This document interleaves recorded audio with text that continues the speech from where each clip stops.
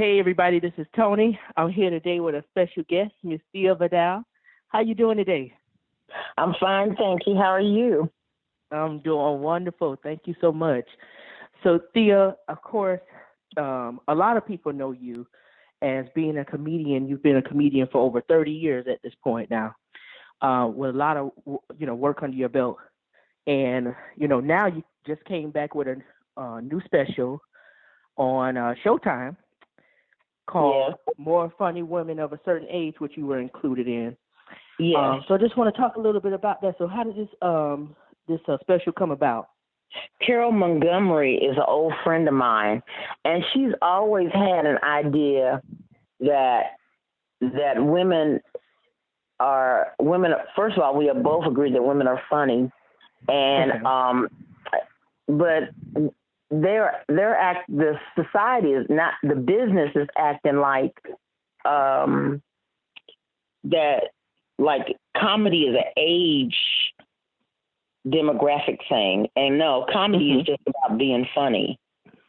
And when you get older, you can come from a place of wisdom, and you can be more insightful than a younger person. And it's not that younger people aren't insightful. What I'm saying is that we have we've lived more life experience than younger comics in their 20s. I'm not saying that 20-year-olds are idiots. I'm simply stating that, and they are, and because I've had 20-year-old children, and it's amazing the shit they come up with. And I think that if we can still get on the stage, I think we should tell jokes until we can't tell jokes no more. Exactly. Some of the best comics have been older. Rodney Dangerfield, who gave me my break, and Richard Pryor and Carlin. They were always funny when they were young and stuff, but as they grew with more insight and intellect about things. And those things are still funny. I think the show, if you watch it, you'll be very surprised. The women I work with, Tammy Pascatelli, when you get a certain age, you just don't care. You just gonna say whatever the fuck you want to say. That's what you're gonna do. and that's how I've gotten. I've always spoke my mind, but I really speak my mind now because I'm looking at our country, and I'm looking at where comedy has come from just being in the 80s to 2020. Right. And I'm going to say this. I started in a great place to start doing comedy in Houston, Texas. And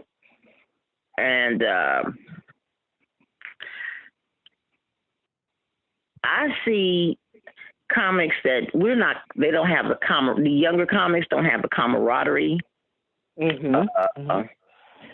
used to get together and write stuff together, and we were nicer to each other. We fed each other, and did stuff.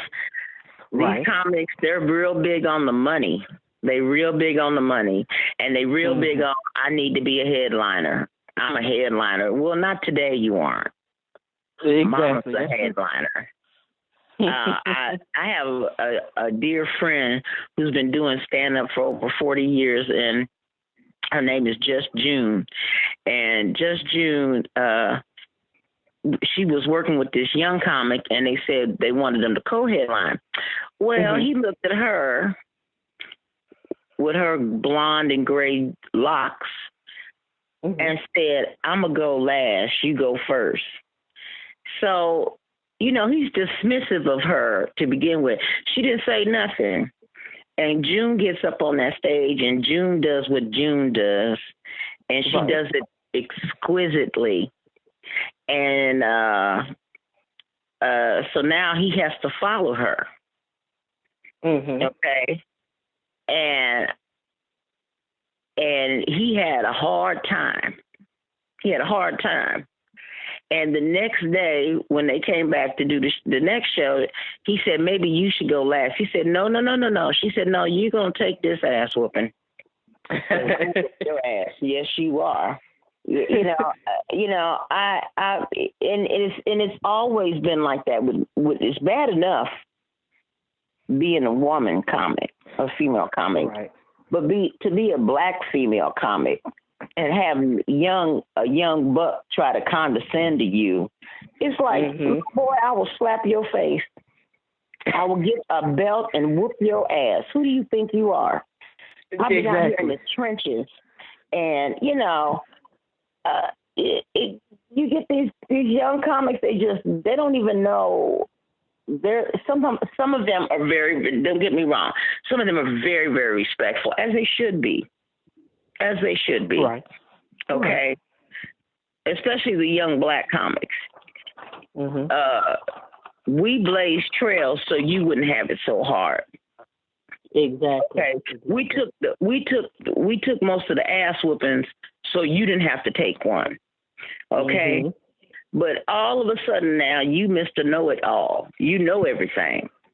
Well, you're ridiculous, and you need to slow down. You need to slow down and pay attention. You might just learn something. Right.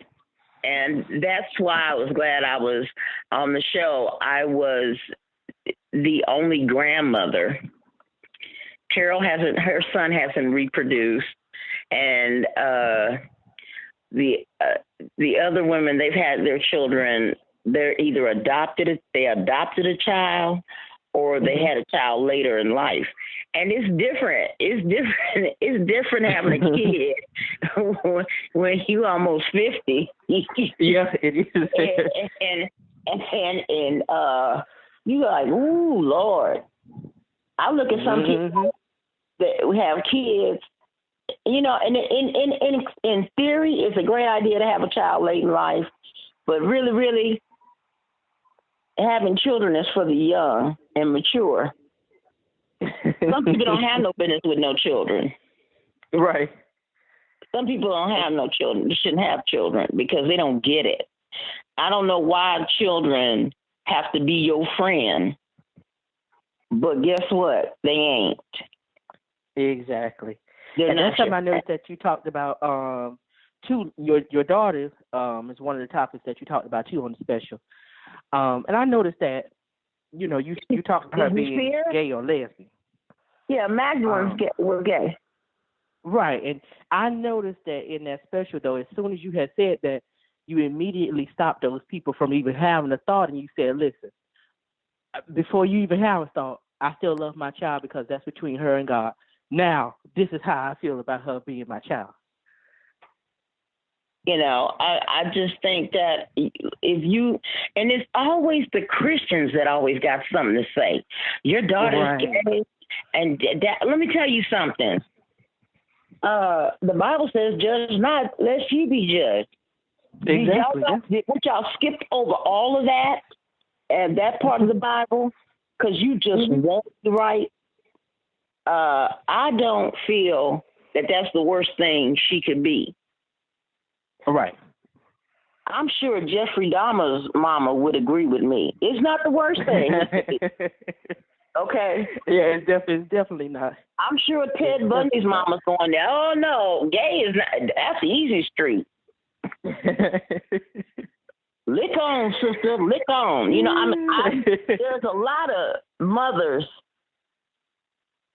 that got children that's gangbangers and stuff. They're going, well, that's not. She just eat pussy, right? Yeah, that's all she do. Right.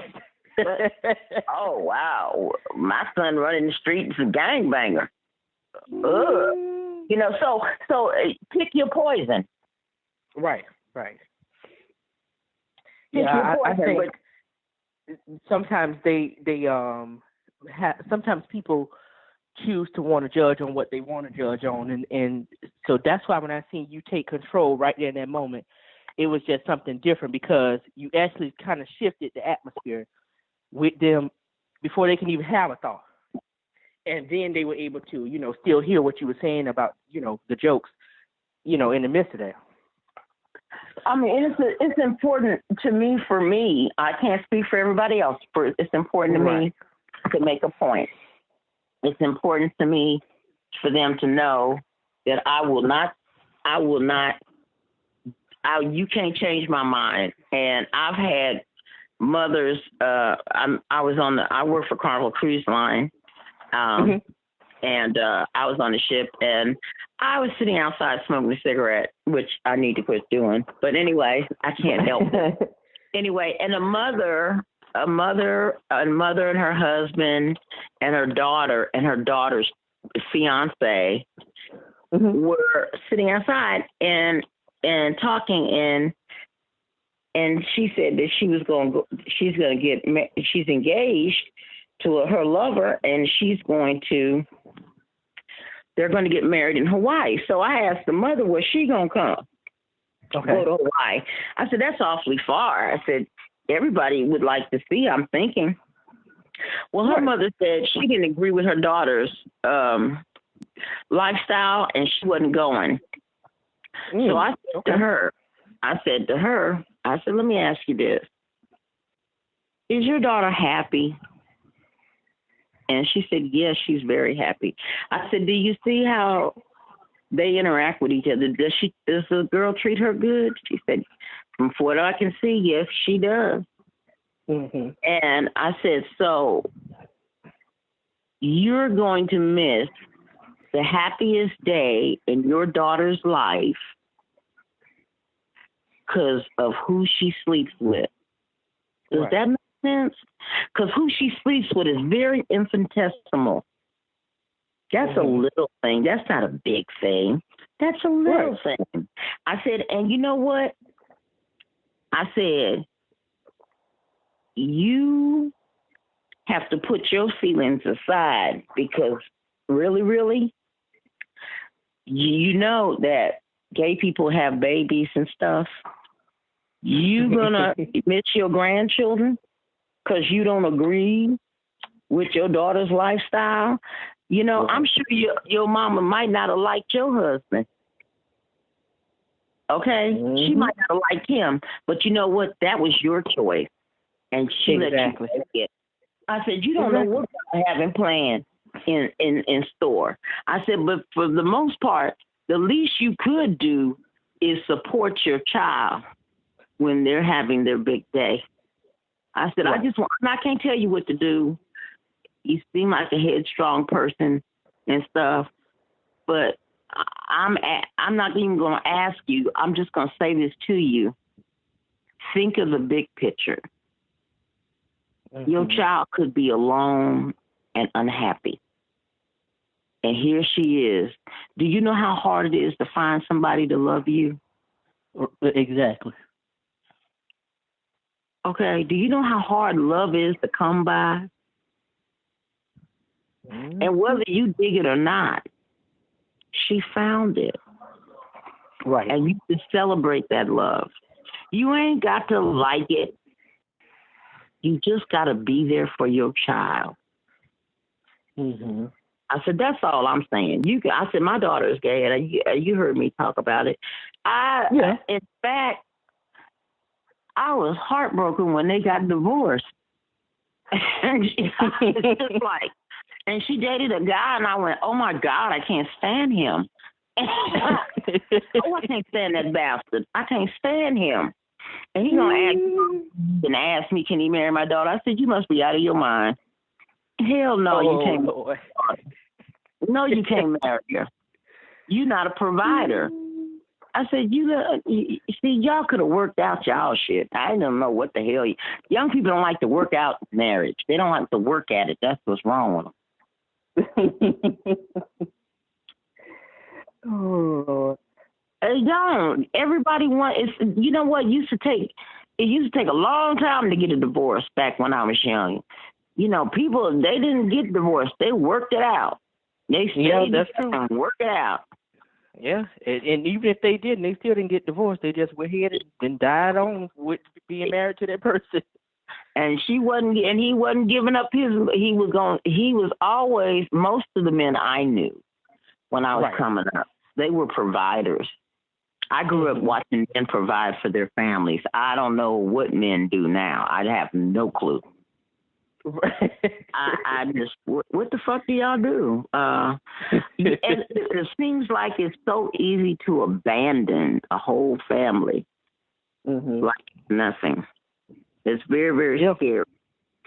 And it's, especially in the black community, I'm not saying the white community ain't doing it because everybody's doing it. Okay, don't get me wrong. Everybody's doing it. They pick a wife, then they get bored. Like the wife is supposed to be some circus trick animal and keep them amused. And the thing of it is that's not true. This is the deal. Marriages, you get married, some people spend anywhere from $10,000 to $50,000 on a wedding. Right. I know some people. I'm related to them. And it turned out to be shit. Sometimes just go to the justice of the peace. It's simple. Everybody want to have this elaborate show. For what? For what? Just like, okay, let me give you an example. I don't watch it hardly anymore, but I remember Cynthia got married on Housewives of Atlanta. Housewives, yep. And she had this big old to-do wedding. Now, how long did that marriage last? Not even 2 years. He was cheating on her from the jump, and it makes it sad. It makes you sad because a broke nigga is cheating on you. Really? Really? You wasn't nothing till you got with Cynthia. She backed your play on the club and everything. All that shit she did. And she still wasn't good enough? Really? Right. Really? And you wasn't shit? Really? Yeah, it was too much. And then you notice even still before that, her mama and her sister didn't even want to give her the marriage certificate. They sure didn't. They're like, oh, Lord, please, I don't. And they were weeping. Now, I'm going to be honest with you. I know reality shows sometimes ain't all reality is scripted, but that little part right there,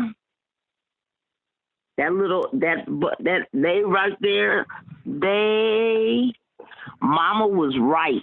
Mama and sister was right. They knew he wasn't shit. I tell him in his face if I ever met him, you ain't shit, and you don't know a good woman when you see one. You wasted Cynthia. You wasted Cynthia like it was a Coke and it tipped over. You wasted a perfect good woman that could have been with a man that would have showed her respect. You showed her no respect, no honor. And you know what? I can't. You get tired. I get tired. The Housewives of Atlanta, when you see those wives and those men that they mess with, you realize the decline of the black man. Yeah, I'm sorry. I'm saying I can't. I'm not. It sounds like I'm judging. On this, is my opinion. Of course. All the men. What good man was on this show? Nene's husband was kind of sort of a good man. He took care of her. He provided for her. Okay. But my whole thing is, you're not that great of a woman. You're not that. Nene is not a good woman. And he tries, he does, he's gone through a lot, but, Craig has gone through a lot. But I say to myself, when I look at them, this is how the media shows black women. This is what we are. Yeah. A bunch of well-dressed bitches. None of the women I know, we don't roll like that. We talk, we conversate, we laugh. Right. I don't see any. All they do is talk about each other behind each other's backs. And for whoever's listening, not all black women are like the Housewives of Atlanta. Exactly. There's a lot of women that have a support system of sisters. And, and when I say sisters, I mean that across the board, white sisters, black sisters, Latino sisters, Asian sisters. There's a lot of us that have women that we love and love us. And we can tell our secrets too.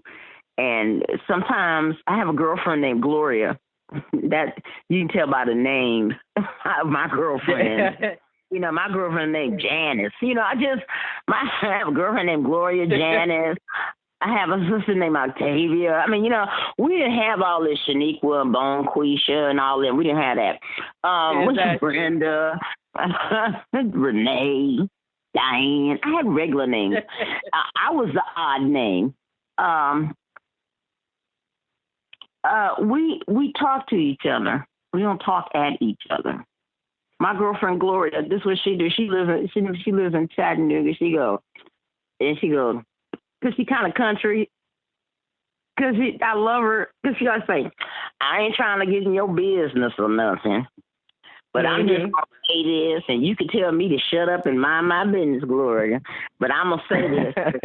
I said, girl, go on and say what the hell you want to say. Exactly. I said, shit, go on and say it.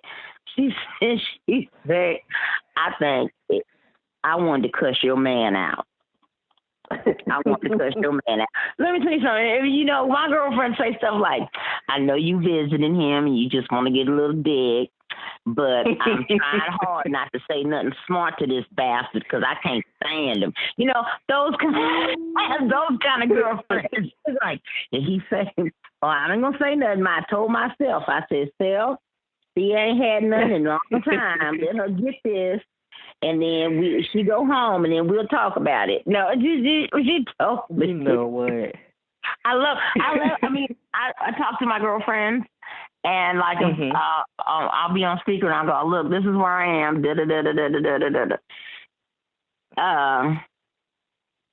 It's funny because I don't see women telling their girlfriends where they're going.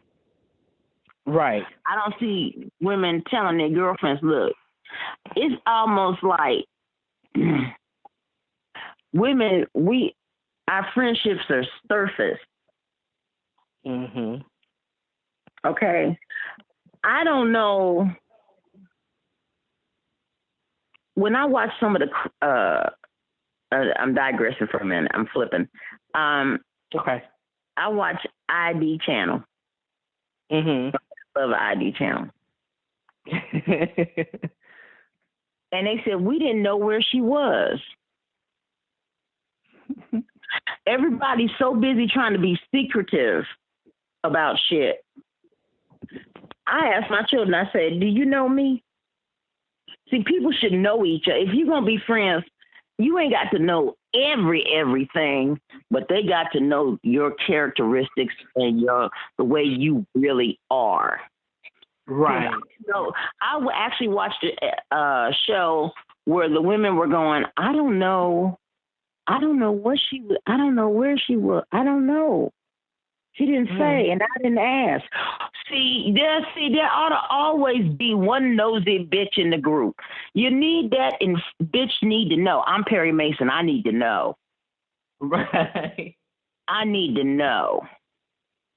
And I need your man to know. And I need your man to know that if I can't find you and I call 2-3 times and he answers your cell phone, first of all, why you answering my cell phone? Second of all, why don't you know where your wife is? See, that's where men get women. Right. Women have little bitty secrets they keep. I don't know. The friendship dynamic is different. We frenemies. I don't want to play that. I just want to be girlfriend. Right. And I just want a man that act right. Behave himself. I know men I know men that, I swear to God, I saw a man 45 years old with his pants sagging. Scared the shit out of me. and gold and a grill. And I looked at him, I said, how old are you? And he said, 45. I said, at what point don't you think you want to be a grown-up man? Oh, this is the style. I said, you know what? Mm-mm. No, bro, that ain't no style. No, that ain't no style. Let me tell you something. The kids do that. You're supposed to set the example for your son. Mm-hmm. So I would suggest maybe, just maybe, you pull up your pants. Mm-hmm. I'm so sick of black men with their pants sagging. I can't stand it. I can't stand it. It's an abomination. I can't. Yeah, they're true with that stuff. What is sexy about seeing your underwear? I wouldn't be able to tell you because I don't get it either. But some people, just like that man said, they think it's the style, but for what reason, I don't understand it. So the penitentiary thing is a fashion statement now. Mm-hmm. Thanks, Rashad. I don't get it. It's so many things I don't get. What used to be common sense is scary. And our children don't have common sense. Yeah. Common sense is no longer common no more. It's an abstract thing. If your child if you have a teenager and they got common sense, it's an amazing thing to behold. Mm-hmm. But if you got a child and they don't know to come in and out the rain, you're going to have some work to do. Right. But, excuse me, I wanted to touch on something that you said earlier, too, about the camaraderie among comedians, and even going back to what you said about friendships. You know, back in the days, like when you guys were doing like Comic View, and you would be on the stage with like Ronaldo Ray, and you know all those comics would be there. It just seemed like you guys had a family atmosphere during those times. Kinda. It was. Ronaldo's crazy. He was a fun guy. He was a fun guy. Laura, she was fun. I mean, they're nice people. Right. Okay, sometime BET could have been so much more in the comedy arena. And Bob Johnson and them chose not to. Mm-hmm. No, the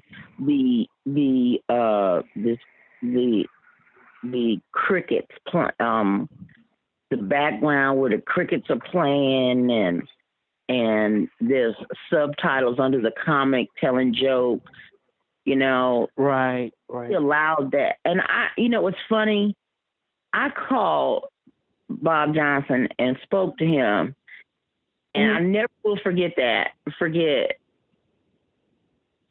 telling him, I said, Bob, I've been on Showtime and HBO, and the white man ain't never disrespected me the way you disrespect these comics. I said, why would you do that? Why would you put crickets? And she goes, well, you have to take it up to the executive producers, and he gonna, pass the buck. And I said, the bottom line is it's your network, and you broke ground with BET, and why would you? And don't get mad, everybody. Why would you nigger it up like that? Right. Why would you do that to those comics? Why would you do that? Because it's wrong, and you should stop it.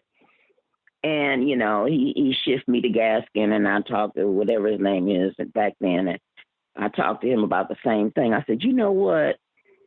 See, this is the reason why we can't have nice things. This shit right here. You just have to brutalize each other. You know what? I would suggest to everyone that's listening, please read the Willie Lynch letter. Read it, digest it, and see what's happened to our community. Right. Because that's if you read the Willie Lynch letter, you will understand how BET could have let something like that happen. Right. Okay. We don't show each other love like we ought to. We don't. And until we get that part together, our community always going to be behind the ball, 8 ball. Right. Until black men start standing up and taking care of their women and children. See, I understand the dynamic that, Master could come in and take your wife and have sex with her before you have sex with her and breed her or whatever. And, he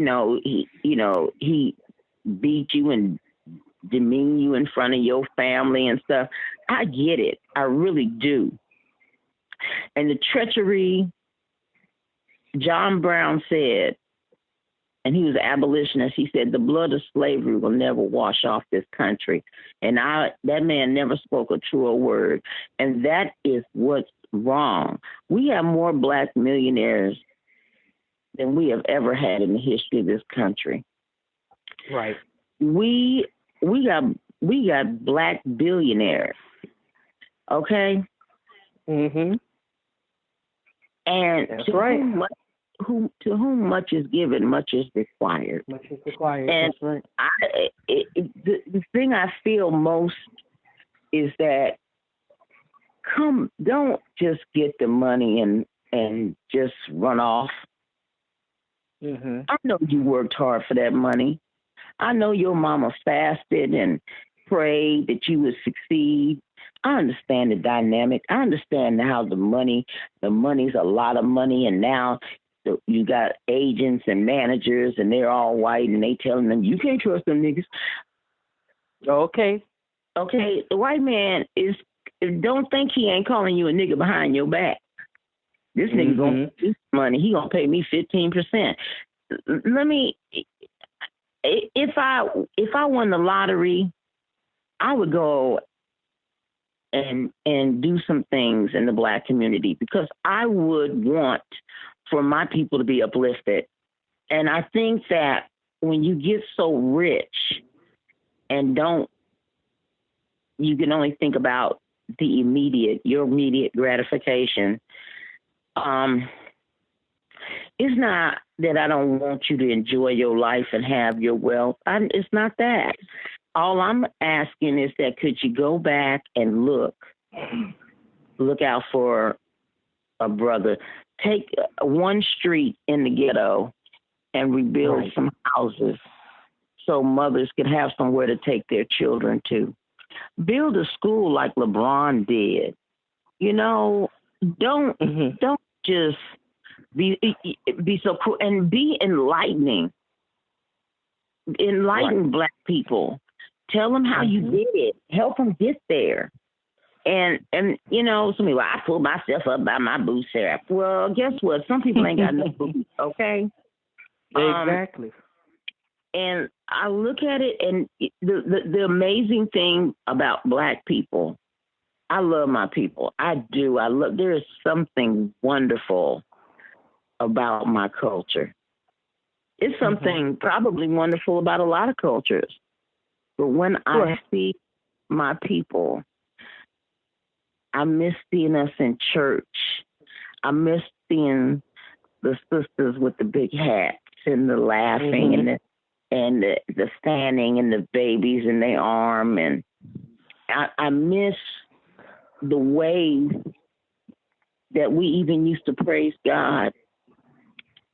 I miss the way we used to love each other. Right. And there's nothing more beautiful than seeing black love up close and personal. And we had Barack and Michelle in the White House. That was the most wonderful time to see that black man still love his wife. And she giggles and blushes when he comes around. And she said, he's kind of cute. I actually really love seeing them together. Right. And I know there's more couples out there that are like that. Mhm. And I'm mad because when we look at the entertainment business, they don't show that love. No, they don't. They don't show that. They don't. They don't show that love. They don't show us loving each other. They don't. And a lot of times you seeing now, well, you know, recently where you, like you said, where you see like the Housewives of Atlanta, and you know that's an okay show, but now they're pretty much projecting a lot of that stuff as opposed to what's real or positive images on the actual television now. Excuse me. And it's weird because you know what kind of man I think black women still want? James Evans. I'm gonna tell you why. Oh, yeah. I remember you saying that before. James Evans, he was, they lived in the ghetto, yeah. But you know what? James was gonna find out some kind of which way to make something happen. That's right. Okay, because if you notice, Florida stayed home for a good part of the show. She didn't go to work till James died. Right. Okay. And then she started being a school bus driver and all that stuff. Yeah, later. all of that. And then I think about it, and then when Florida had a job and she got to go to a Japanese restaurant, James started getting jealous. You know, James started wondering what the hell she trying to do, be better when she was trying to study. Right. Go to school. The thing of it is that it wasn't that he was trying to be controlling. It was that he was trying to find his way in the world with his wife as she's evolving. She don't want to just stay at home no more. She want to do something with her life. And there's nothing wrong with that. And any man that has a problem with his woman wanting to be the best woman that she can be, he should go sit outside and be quiet and reflect. That's true. The women want men that are really men. Women like alpha men. Right. The alpha male. A woman wants to know she'll be protected. I know I would like to. But just in case you weak, I got a gun. Okay. Just in case your punk ass is weak. I you know what's funny? I used to be a housewife, and I liked it. Okay. I would be out there just cooking in my kitchen and making cookies from scratch and doing stuff. You know, I enjoyed doing that with my kids. I enjoyed doing that for my husband at the time. I loved his black ass. And it's like, sometimes you can love a man too much and you get lost and don't love yourself. And you got to watch out for that, because that's a vicious trick right there. But this is one thing I want to make a point about, is that black people are not powerless. We're not powerless. Right. Absolutely not. We are a $1.3 trillion consumer. When black folk go out to party, they don't drink Bob's liquor. No. They drink Cavassier. They drink Hennessy. They drink Ciroc. They drink a call liquor. Right. Bob's liquor is the shit that come from the well. When we dress well. We try to get ourselves together. We spend the money.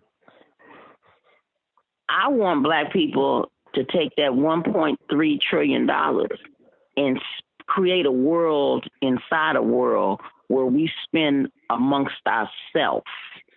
Right. Okay, where we trade amongst ourselves. Because and because let me tell you something. If every black person stopped shopping at Walmart, for a week, that would put a dent in some shit. Right. Okay. You know how I know black money means something? Because I live in Houston, and the Chinatown people, business people came to our mayor and said, tell people to come back to Chinatown. Oh, now you miss them nigga dollars, don't you? See, now Asian people are finding out what it looks like to be a nigger. They're finding out the hard way. Because white folk looking at them real funny now and will punch a bitch. They beat up a couple of them around here. So just because ignorant. But imagine when black people come into their establishment, you don't always treat black people with the respect that you should give them as a customer. Because sometimes Asian people get real surly with black folk. Koreans, you know, they got, you know what I'm talking about. They get real surly with us. Yeah, you get stuff they call now. You know, all this shit. I went to a nail shop one time. And the lady said something. She said, that's not right. She said, you know, like, go somewhere else. And this nail was really rude. Her wife got up and beat the hell out of her. I enjoyed it and then left. So I'm gonna tell you, when I look at Facebook and I see these Asian people mistreating black folk and black folks still sitting in the nail shop like they don't get it, that pisses me off. Yeah, it pisses me off. And I don't know if you saw it on Facebook, but this nail shop, this guy, he took the woman's wallet and pushed her and shit. She called the cops on him. And she said, I'm not paying you for a bad job. And I mean, it was really messed up. And then, oh, okay. Yeah, I think I remember what you're talking about. And they took him to jail. But then, you know, Asian people don't get to be bullying black folk. Why do you hate us? You only hate us because white man told you to hate us. But you know that your business ain't in their neighborhood. Exactly. See, that's the problem. Everybody thinks they're above another person, but the reality is, look around. Look around. They put you in this neighborhood because they don't want you in theirs. And that's been from the beginning of my lifetime and everything that I've observed. And that's why I want to do a one-woman show, just so I can tell people, let's talk about race for real. Let's not be sensitive. Let's not be crybabies. Because, see, I have some tears I can shed, too. Exactly. I have some tears I can shed, too. Exactly. So, just piggybacking off of that, and everything that you're saying as far as like the black people, you know, uplifting each other basically.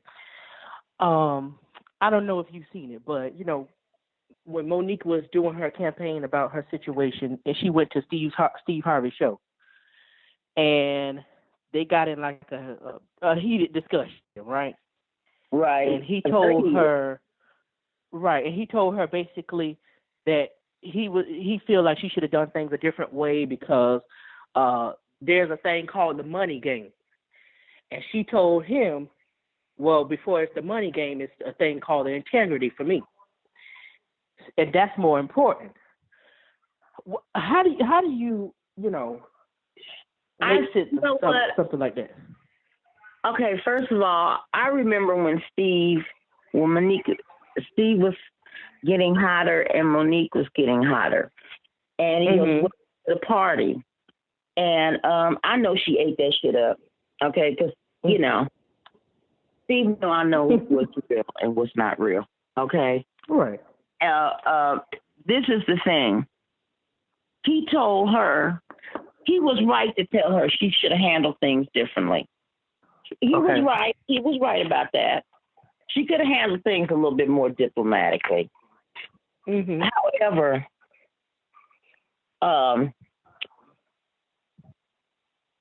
Steve told her where his bottom line is. Right. His bottom line is, I am not going to mess up my shit for you. Mm-hmm. Which is really, you can't be surprised about that. Right. Because he got kids and grandkids. And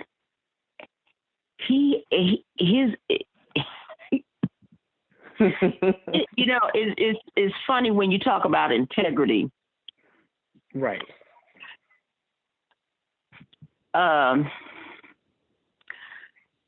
Sometimes people, you talk about integrity, but you didn't always treat folk nice. Right. Okay. I know. Mm-hmm. And the thing of it is, she was so surprised that he told her that. Right. And he Taraji tried to talk to her. Terrence Howard tried to talk to her. And that came from a place of love, of telling her, mm-hmm. go to Cannes Film Festival. Mm-hmm. I would have told her to go to Cannes Festival. But where you thought you were, she thought you were bigger than she was. Right. She bought the bullshit. She drank the Kool-Aid. Steve can't say shit about integrity when he was grinning up in fucking Trump's face. I'm not giving you a pass. I'm not giving you a coon pass on that. I'm not giving you a coon pass. That was a coon move. And you look like you was like a deer in headlights when them cameras came on your ass. We're good friends now, aren't we, Steve? Uh-huh. Like, why don't you rub his head next time?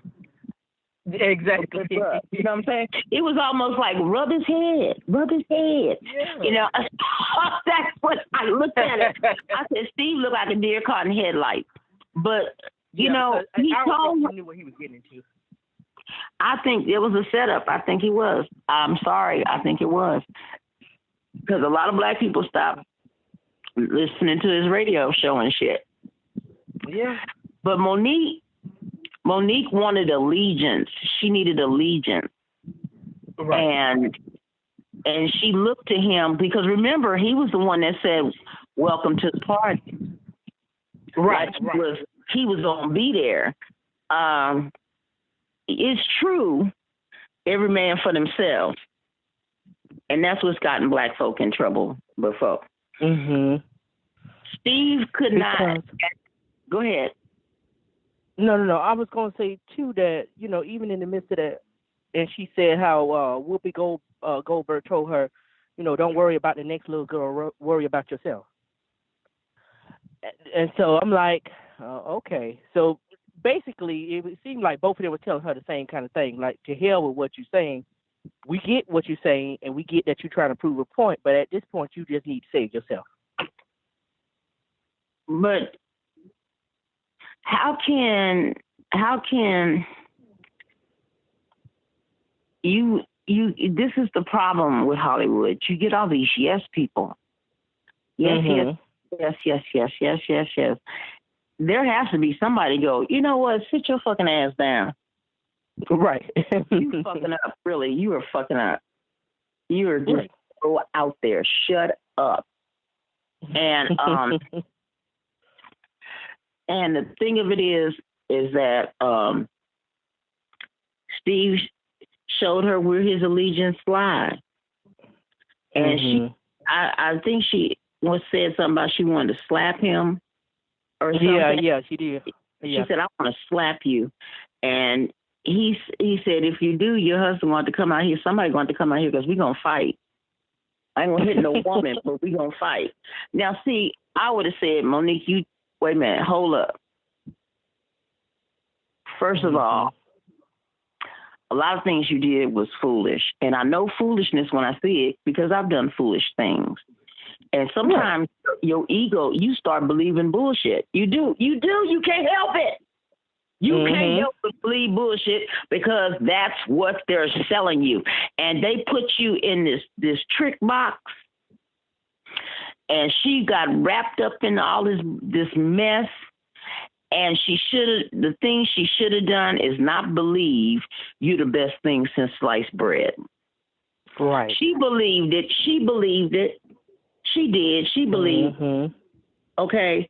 It happens. That's the nature of the beast. Mm-hmm. However, you have to be humble. Right. And you know what? I don't blame her for taking the fight publicly. Mm-hmm. I blame her for not.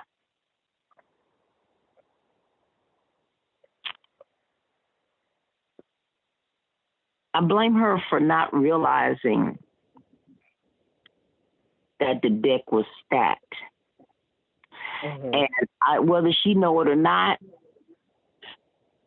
if we still had been friends, I could have told her, don't do that. Don't do it. Don't do it. Because it's harder. People will forgive you and they'll give you a second turn at the wheel. But believe me, it's going to take a long time. I saw her have a Showtime special, Monique and Friends. She didn't do stand-up, but they say that she has a special on Epic, whatever, some other Netflix. The call for us to boycott Netflix. Girl, is you crazy? Luke Cage is on Netflix. Girl, he fine. Shut up. No, Jesus. If there was another way to handle it. Right. And so, if you came to the elders, the women who had come before you and spoke and said, what do you think I should do? Right. I would have been more than happy to say, Monique, look, let me tell you something, girl. Baby, they aiming at you. And Steve was never a team player.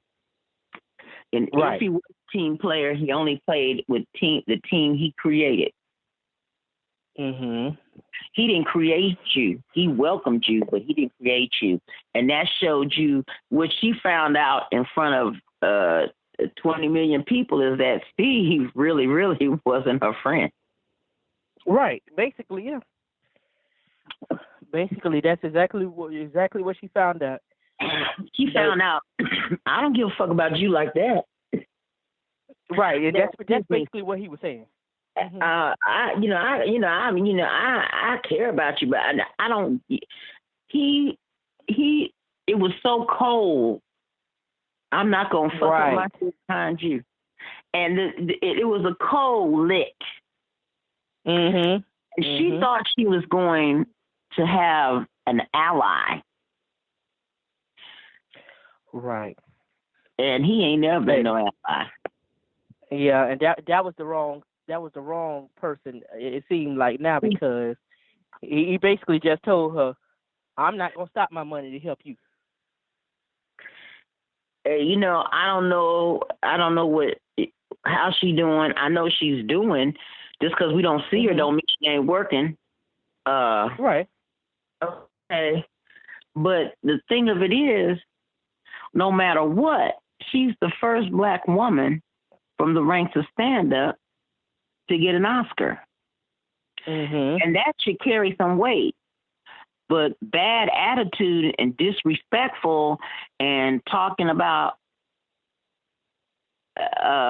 all kind of stuff. And on BET, I heard that on her TV show, she was acting a fool. Being just crazy. And I heard that. Don't think that Steve Harvey ain't drank the Kool-Aid too, because he walked down, when he had his talk show, he walked down the hall and said, "Don't look at me and don't say nothing to me." Now, really? And some other Black people that do that too, that celebrity, Diana Ross, she do it too. They just let me tell you my experience. This is funny to me. Okay. Okay, so I'm smoking a cigarette, so you know. I'm gonna quit in a minute now. So this is the funny part. Mm-hmm. I'm working in New York, mm-hmm. and we're doing a show outside. The mayor is there and all of that, and Stephanie Mills is there. Okay. You know what I'm talking about? Yep, I remember Stephanie. Oh, okay. Now Roy Ayers, I do comedy. It's clean. I'm happy with my set. The audience was happy with me. The amazing thing is Roy Ayers comes on, and for the people that don't know who Roy Ayers is, he's the one that the original song "Sunshine" that Mary J. Blige stole. Okay. He sang Scooby Doo, run, run, run. Okay. Anyway, okay. So he do his thing, and everybody in the audience. It's a nice summer day. It's really fun outside. Now Stephanie Mills comes. Let me tell you what. She had these two gay guys that were her assistants, and they put up a sheet, and they say, "Miss Mills is coming out. Miss Mills is coming out." And I'm like, and there's a big white sheet, like from your bed. Right. I was like, what the hell? She already a midget. She gonna go. I said, what the hell? I had Roy Ayers was dying laughing. We was clowning back there. I said, why would you hide behind a white sheet? I don't understand that. And that's so clannish. I just don't like it. So the thing of it is, and she already so tiny, and these guys got this cheat, like we can't look at her. When you start thinking that you can't nobody look at you before you go on stage, are you crazy? Right. Diana Ross make people. Diana Ross make people turn their backs. Because her hair will get in your eyes. Anyway, I'm just saying. Mm-hmm. But, you know, the pretense that black people have, you know, come on now. Right. You know, I never thought no crazy shit like that. My mother would beat me. What you got a sheet up so nobody can see you? What you playing hide and seek? What you doing? You cannot be that way. Mm-hmm. You know, it's sad. It's ridiculous, and it's pompous. You're a pompous ass. Right. And you need a whooping.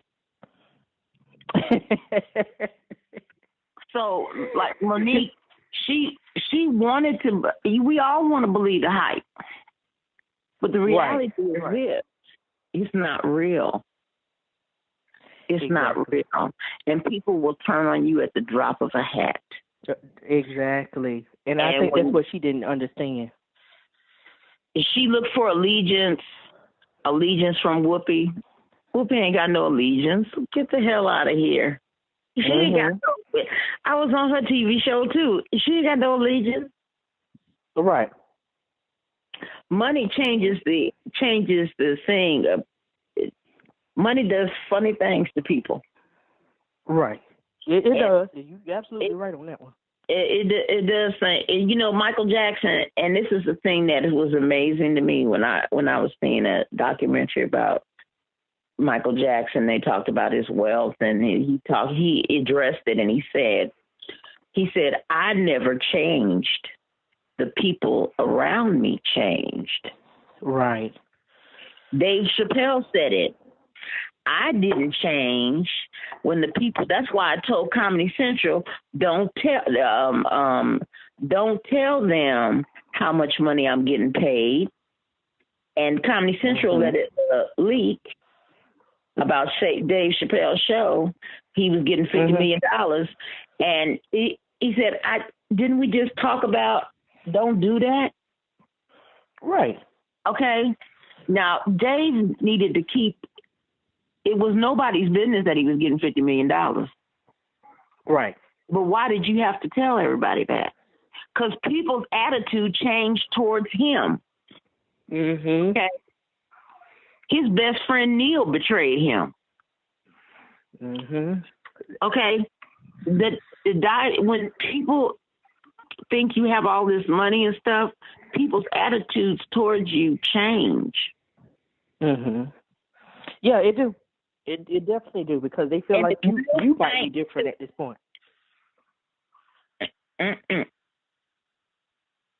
Like, I'm like this. I'm the same as I was yesterday, the day before that. I'm simple. I'm not simple. I'm humble. Right. And I think it's best. I had a bout with craziness for a minute, but you know what? Mm-hmm. I get it. Right. The trick is in show business, once you start making a lot of money, don't believe shit nobody say. Mm-hmm. They're lying. They're all lying till they prove it. Exactly. Everybody's a liar. And let me tell you something. If I can't find something and you was there, you stole it. I'm telling you. If I can't find it, you stole it. That's what it is. That's right.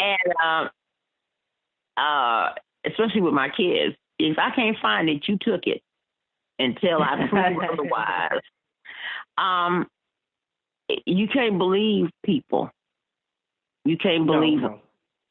You can't believe them. And when I saw what happened on ABC with Whoopi when she did mm-hmm.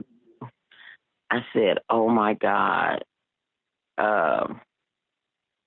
they are really, really, Whoopi and her are really going at it. Right, and, And I'm like, you know, because I know Monique is capable of going off the edge and off the reservation. And, you know, it's funny to tell Steve that she wanted to slap him, but she didn't tell Whoopi she wanted to slap her because she know.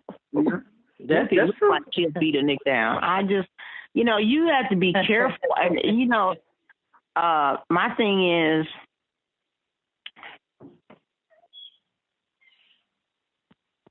if I could turn back the hands of time, I would have done some things differently too, knowing what I know now.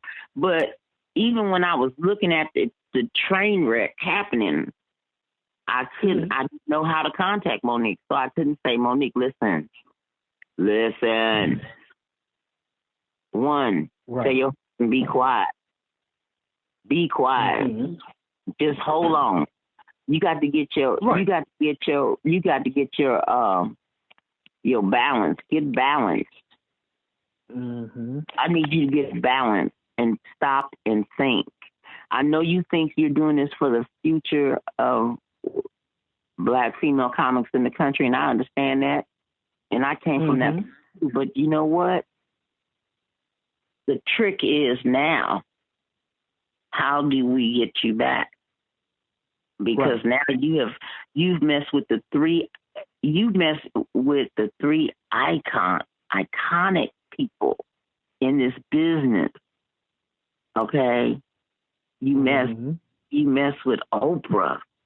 You ain't David, but she's Goliath, I can tell you that. But you know what, and then Tyler Perry and Lee Daniels, them some big guns. Yeah. You don't even see white folks fucking with Tyler Perry. Right.